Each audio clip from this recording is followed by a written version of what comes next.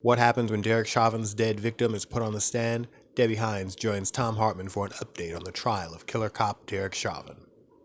Check it out, ding the bell, share it with your friends and family, and subscribe to Thom Hartmann. Debbie Hines is on the line with us. She is our trial lawyer, she is a trial lawyer. She is our analyst for the Chauvin trial, legal political commentator, former prosecutor, served as the assistant attorney general for the state of Maryland early in her career. IamDebbieHines.com is her both her Twitter handle, or IamDebbieHines is both her Twitter handle and .com is her website.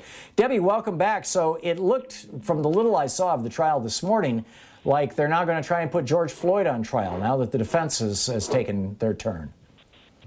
Oh, that's what they've been trying to really do all along. I mean, that's really the only thing that the defense has going to in any way try to refute what we all saw in the 9-minute, 29-second video. So today they start with a prior arrest that Mr. Floyd had a year before his death in 2019. And even though the judge instructed the jury that it's only for a limited purpose and it's not for the purpose of, to defame Mr. Floyd's character, yeah, well, that was really the reason for it. So they had an officer who arrested him in 2019, and they also had the paramedic that they came to the scene in 2019, the year before. But, all the witnesses today, including those two, are really more helpful for the prosecution than really for the defense because, what happened in 2019, he lived to see another day. He lived to see a whole nother year until he met up with Derek Chauvin with his knee on his neck. So anything that they're trying to say that, he had drugs in his system, he had this, he had that, it really doesn't matter because we're not back at 2019. We're at May 25th, 2020. So I just don't think that was really that helpful. And then they had Officer Chang, who was actually, I didn't realize there was 5 of them. He was the 5th officer. There was 4 involved with Mr. Floyd, and he was the 5th officer who just, heard it, came to the scene to see what was happening. And he says he looks around and he's concerned about the crowd, that, he's concerned for the officer's safety about the crowd. Well, that's what he says, but at the end of the day, Derek Chauvin and the other officers weren't concerned about their safety because they never called for backup. And that would be the first thing that you do if you are remotely concerned as an officer about your safety concerning a crowd. You don't wait till the crowd becomes unruly. You will call for backup right away. So if there is a problem, better safe than sorry, as my mom used to always say. You at least have people there ready to assist you.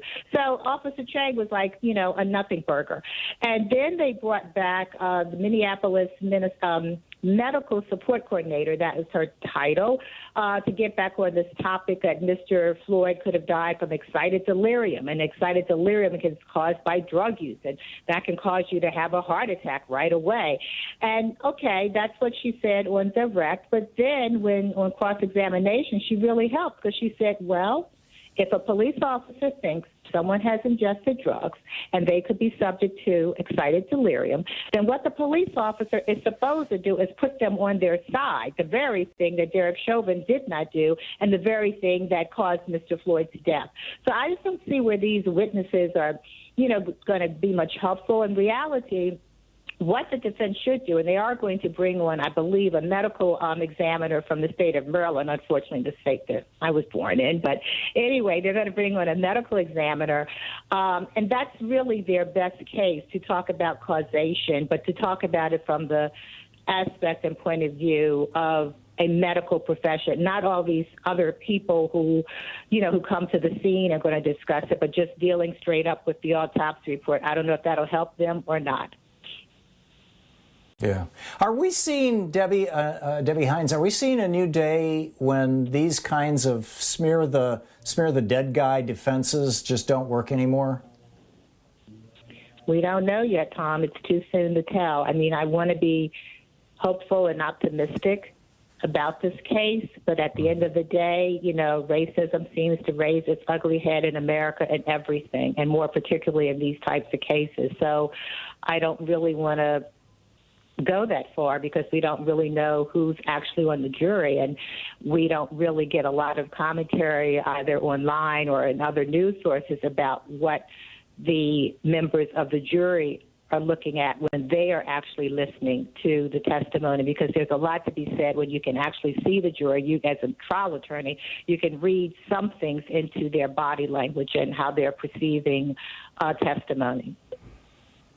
Which raises an interesting question. I know that we can't see the jury on TV, but there are people in the courtroom who have been reporting on the jury's demeanor. I have not been following those reports. Have you? Is there any feedback that might give us a sense of where this is going to go?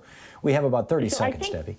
Yeah, I think what I've heard is, there's been favorable, feedback, but there's also things to be, from when you can read positive body language, but there's also a lot to be said for people who are stoic. And that I haven't heard, because those are the people that you want to be concerned about, where you're not eliciting any type of emotion from them from a very emotional trial and testimony. So that's what we look at, not just the people shaking their head or the people going like this, but the people who are just sitting there and not responding at all.